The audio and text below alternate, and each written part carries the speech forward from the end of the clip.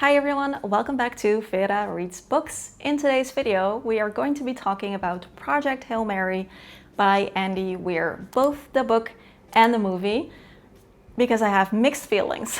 There are going to be spoilers in today's video because there are some things that I just really want to talk about that I can't talk about without spoilers. So the first part of the video is going to be spoiler free because I also have some things to say about the writing that is going to be spoiler free, so you're safe to stick around for now, and then I will clearly warn you when spoilers are about to begin. So you can log off at that point of the video if you haven't seen the movie or read the book yet. At this point, I do think that many people will have either read the book or watched the movie or both. I am excited to have more of like an in-depth discussion about some of the problems that I had with the book and the movie. But overall, I do want to say that while it is true I have mixed feelings, most of my feelings are positive. I am a little bit nervous to talk about this story and mention some of my critiques because I know that so many people love this story so much and it is very dear to their heart, and it is for me as well. I read the book, I watched the movie twice. I know that I will read the book again at some point, watch the movie again at some point. Overall, I am definitely a really big fan.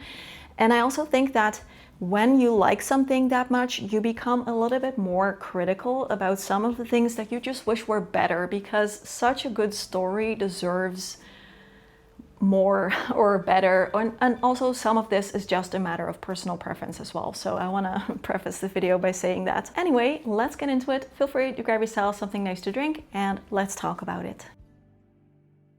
Alright, spoiler-free section as well. In case you have not read the book, seen the movie, seen the trailer, you don't know what it's about. This story is about a man who wakes up from a coma with no memory, no recollection of who he is, where he is, how he got there, none of it. And as the book goes on, he starts to recover little parts of his memory and also use science and the things he has around him to figure out his current situation. He figures out that he is in fact on a spaceship in deep space and he is alone. There are two crew members that are with him, but they are both dead. So he is truly alone. And he figures out that Earth is in trouble. He is on a very important mission because something is happening in space that is causing the sun to dim, which is threatening all life on Earth. And he is there to try and figure out what the situation really is and what the solution could be, because otherwise everyone is going to die. That is all I will say about the plot. If you have not read the book or seen the movie yet, I highly recommend not watching the trailer or any of the other marketing materials because they contain a huge spoiler. That part of the fun of this book for me was trying to figure out what is going on and learning along with the main character and all the surprise twists and turns along the way. It was so much fun, so I recommend not watching the trailer. Read the book first if you can, and then watch the movie. That would be my preferred order, but both are good. Both are good options. I love the storyline of this book, the high stakes, the science that he has to use. Andy Weir writes science, I think, very well. It is as accurate as it can be, but explained still in a very simple way that helps you to follow along as the reader. I myself am not, I don't have a scientific background, but I found it very interesting and easy to follow along also. And just everything that happens in this book that I can't really talk about without giving spoilers, but it is super fun. So I'm very happy that I did finish this book because here comes the twist. I almost DNF'd it because of the writing. Now, this is a personal preference. I haven't seen that many people mention this online, although I have seen them. I know I'm not the only one. But the writing in this book is, it's supposed to be like light, humorous writing. It did not land that way for me. I even found it a little bit obnoxious sometimes. I had trouble with the main character, especially in the first part of the book. The way he thinks, just the writing, the voice of the main character, and also the dialogues. I found them to be quite cringe in the sense that this was written, for me, it felt like it was written as a Hollywood blockbuster movie. Everything was sassy, everything was one-liner, everything was punchy and funny, and it is not how real people talk. This is my opinion. I found myself really wishing when I was reading this book, can we just talk normally? Can we just talk like people talk and not have everything be sassy and snappy and funny and punchy? I found it to be really annoying writing. I'm super sorry. And I remember thinking like, okay, I don't think that this is the book for me. But looking back on it, I'm very happy that I did end up finishing this book because it is 100% worth it. If you are like me and maybe you stopped reading because the writing was not to your taste, I would recommend picking it up again because it's still worth it. And many people did enjoy the writing and the humor and they did find it funny. So in that case, yeah, that's great. For me, it just didn't land, especially because it didn't feel believable. It didn't feel like real people having real conversations. So that was just, yeah, it was a miss on my part. Another thing that I had a little bit of trouble with when it comes to the book is the fact that I love that there's a lot of diversity in the cast of characters. People from all over the world come together to fix this very real problem, and there's a huge theme of cooperation, everyone needing to overcome differences, work together, and people from all kind of different countries, cultures come together. And that is something that I really enjoyed. But I did personally find some of the characters to be very racially stereotypical. So I don't know if this is nitpicking, but it did kind of bother me to, for example, the Russian astronaut drinks vodka and the Chinese astronaut is very polite and the Dutch person is very direct. And yes, there is a Dutch person. This is one of the things that I really liked. Yeah, Dutch representation. But yeah, and then there's a sense of like his crewmates are dead. These are qualified astronauts. But at least we still have the white American man who, can save the world like that.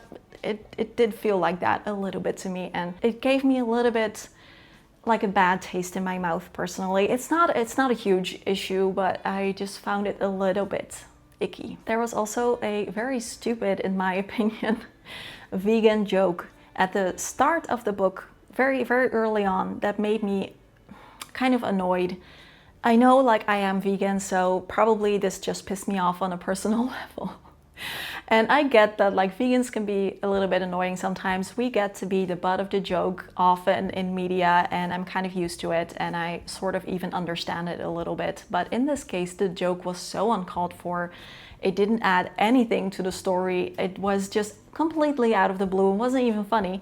When the main character said that the good people of San Francisco could be trying because they ordered something vegan at a restaurant and then they ordered grass clippings or something, where it's like, oh my gosh, you live in San Francisco, you know what vegan is, you know vegans don't eat grass clippings, and you must be familiar with the concept at least. And also, like, he is a scientist, he should know at least about, the role that animal agriculture plays in climate change and things like that. Like, why are you doing that? The only reason that I could come up with that joke is in the book is either Andy Weir has some kind of problem with vegans, or maybe that, to establish the main character as like a manly man who eats bacon or something. I don't know. The joke came out of the blue and it irked me. And I 100% acknowledge it's probably because I am vegan, but I was just like, come on. But that said, everything else I really enjoyed. It was amazing. And right now I do want to warn you that spoilers are about to start. I have some thoughts that are kind of like skipping in between the books and the movie, or the book and the movie, and some of the differences there that I wish were not different. So starting now, spoilers are coming. If you don't want to be spoiled, then this is your cue to skip off, and otherwise keep watching. All right, let's talk about the main thing, Rocky. Rocky is amazing, and I loved the friendship between Ryland Grace and Rocky and their bromance and everything about it. It was so touching, and Rocky is such a cool character. I loved how they invented an alien race that was believable and different from people, but at the same time not different. I love that they were also there to fix the same problem. And Rocky is just such a kind soul. He's funny, he's smart, he's capable. I just really loved Rocky as a character. I loved every scene that he was in, and I really feel like the friendship between Grace and Rocky is what makes this book shine. And for example, I also liked The Martian, but when I was reading The Martian, after having read Project Hail Mary, I kept kind of wishing that Rocky was there because it's just not the same without Rocky. So everything that I say that is slightly critical of the movie, I mean, I just love Rocky. Rocky makes up for every small problem in this story. I love how the movie made him come alive. I think that he looks great on screen. The combination of the CGI and the puppetry worked great. His voice actor was great. And I just loved, Fist My Bump and Amaze, Amaze, Amaze. It was just so much fun to see a character that I love so much and that was so dear to my heart come alive on screen. One of my favorite parts of the book was when Ryland figured out that Rocky was in trouble late on in the book, because I was already feeling so sad and lonely having to say goodbye to Rocky, and Grace kind of like following the blip on his radar screen of Rocky's ship, and then after a while not seeing the blip anymore made me so sad. So when Grace figured out that, Rocky was in trouble because his ship is made of xenonite and, there's the whole thing with the Taumiba and everything, him deciding to go back to save Rocky, to sacrifice his own life to save his friend, something that he wasn't before willing to do as much, he is now willing to do because he just loves his friend so much. It was such a special moment. And when he was kind of like knocking on his ship trying to see if Rocky was still alive, it was I read that whole thing in one go because I was so invested. So everything having to do with that was amazing. However, I have one point in especially the movie where I kind of feel like they did my boy dirty in a way. I feel like they made two changes to Rocky's character that I would have preferred to have seen differently. And the first one is that they kind of underplayed the capable engineer, smart part of Rocky, and they made him more so a funny buddy for comic relief, and he's kind of like bossy a little bit and a little bit snappy, which he is in a book too. But underneath, Rocky is just such a kind soul, and he's also really capable. As an engineer in the book, you can really tell how smart he is. And as I was reading, when Rocky was on something, I figured like it's gonna be okay, like Rocky's on it. He's smart, he'll figure it out. They made him more so just like the funny buddy vibe, and they kind of underplayed the smart engineer vibe of his character. There was some of that still present, but I just wish that we could have seen more of that and not have him be mostly there for like the buddy stuff and like the comic relief. Second Rocky related thing that they changed is a very small thing, and many people might not have like even noticed or anything, but I feel like this says a lot about the character of Rocky and who he is and why he's so cool. I'm talking about the scene where they eat stuff. So in the movie, they eat and Rocky says something like, "Oh, Grace looks disgusting when he eats." And then Grace is like, "Well, what do you look like when you eat?" And Rocky says, "It's beautiful." And then he eats, which is of course disgusting to look at for Grace, which was a funny scene in the movie. In the book, however, this plays out very differently. So as I remember, Grace is curious about how Rocky eats, like how do Iridians eat? That is something that of course he would be curious about. And so he asks Rocky, like, "Can I watch you eat?" And Rocky is hesitant because in his culture, this is a private thing. So as I was reading, it kind of felt to me like if someone was to ask you if they could go and watch you go to the bathroom, and you would be like, I would rather not. Like, I would rather do this in private. But Rocky, being the good soul that he is, understands that Grace would be curious about this, and he reluctantly agrees to let Grace watch him eat. And this is just one of the things that really speaks to his character. And in the movie, they made him super sassy, like, "Oh yeah, you look disgusting, but we look beautiful when we eat." It's just, it loses that sense of how wonderful he is in that moment. And I kind of wish they had just stuck to the book more closely in that.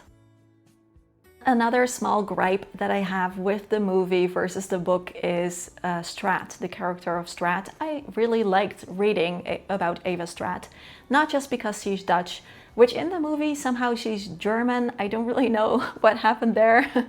I don't mind it, but she is the person in charge. She is the one who is supposed to make it happen, the building of the ship, the mission, and saving Earth. And she is given all the power in the world to make it happen. And in the movie, that's kind of it. That's all you really see of her. She is the person in charge. And that's kind of it. Whereas in the book, there is a lot more to her character. And also, I really enjoyed that moral dilemma of, you know, everyone needs to be saved. We all need this mission to go well. And I do understand that probably if you want things to happen quickly and efficiently, then it would probably be better to just have one person in charge to make it happen, make all the decisions, not have to worry about laws and regulations, and just make sure that it happens. And she is 100% the right person for the job, I think, even if she makes some horrible decisions along the way. Which we'll get to, but I really liked that moral dilemma of, should you have one person who has all of this power and who gets to decide the fate of the entire world, who represents everyone? That was a very interesting thing about this book that really made me think, like, okay, in this situation, what would be better? To have one person make all the shots and this like do or die mission for all of Earth, or to have it be much larger, have everyone have a say, but then probably not being able to do it in time. That was a very, very interesting part about the book for me, and it was kind of lost in the movie, which I do understand also because, the movie is already 2 hours long and the pacing was quite quick.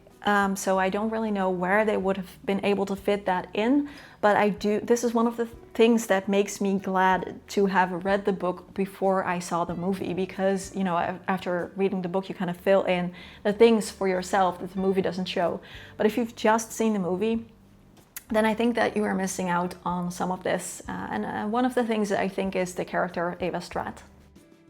A third thing that I kind of wished was in the movie a little bit more is that there's a lot less sciencey stuff. There's a lot less science in the movie. And again, I kind of understand why they did this. I don't really know where they would have been able to fit this in, but it is just one of the things I really enjoyed about the book. And I do feel like if you haven't read the book and just see the movie, there's just a lot that you're missing out on the sciencey stuff and like why things are the way that they are and why this problem is so big. And yeah, it was just a lot of fun as a discovery. The whole science part is kind of left out of the movie. One example of the science that I would have liked to see in the movie as well was literally blowing up Antarctica, when Strat says something like, you know, we have been heating up the Earth for a while already. Let's see what we can do if we really put our minds to it. That was such a surreal experience to read, obviously, in the world that we live in now with climate change and them deciding to do that because the Earth is cooling down and they need more time. They need to heat it up first, and all the repercussions of something as horrible as that. It was such a powerful story in the book, and I felt like that would have been very impressive to see in the movie too. Did Eva Strat make a horrible choice forcing Grace to go on this mission? Yes, but I like how the book leaves it up to the reader's interpretation of whether or not that was justified in the end to save the Earth and save everyone. Yeah, there are several ways of looking at this. I haven't found really my answer yet. Obviously, it was a horrible thing to do, and I really liked also the part where Eva broke so many laws and rules in doing what had to be done, and her talking about how she's probably going to jail after all this. That was her, you know, sacrifice that she made. The monologue of her explaining that things are going to go wrong, countries are going to go to war, people are not going to share food evenly. That was such a powerful thing. It was a little bit also in the movie, but I wish that could have been fleshed out a little bit more. It gave the book so much, you know what I mean? Like in the world that we live in already, it's just, I found that very powerful discussion. There were a few additions to the movie that I did really enjoy. For example, the karaoke scene I loved. Also, the scene that was super funny with Grace and his video log being like, oh, there's no personal space, and Rocky's being annoying, and then Rocky being like super far off in the ship, being like, who's Grace talking to? Question. You know, that part was just genius. It was so fun. I loved the ending of the book. I loved that Grace ended up on Eridani and not on Earth. I love how Rocky came to tell him that Earth was probably fine because their scientists could see that the problem for Earth was solved with the sun, and Grace not really knowing like how it happened, but obviously being relieved that his solution did make it back to Earth after being in the dark for so long. And then the Iridians building him that huge like dome that he could live in because he helped save their planet. I really, really enjoyed the ending of the book. I enjoyed the ending of the movie as well, but there was one thing that made me wonder, because as I was reading the book, I kept thinking, why is there no video log? Why is he not taping any of this? Like, it would make so much sense for this mission is if he was to make a video log and send that back to Earth with all of his findings. But there was nothing like that in the book. They did add that in with the movie, which I thought was good, but the consequence of that is that he also introduced Rocky to Earth and talked about his planet and where to find it and the fact that there is intelligent life there. And this made me worry a little bit, because now humanity knows. There's a chance that they could just, you know, not really act on this, or perhaps only in friendly and supportive ways. But humanity's history is not on our side here. In history, we can see that whenever humans came somewhere, the ecosystem suffered, the life suffered, creatures went extinct. You know, that's just what happened. And I very much fear for the Iridians now that humans know where they are and stuff like that. I kind of wish that Grace hadn't told them in the movie. I felt a little bit relieved reading the book, like at least they don't know. But hey, I will be curious to hear your thoughts on this. Do you think that it's better to let people know, or do you think that it would probably have been better not to? I'm very curious. So all in all, I am a big fan. Fist my bump, or actually like this, amaze, amaze, amaze, all that good stuff.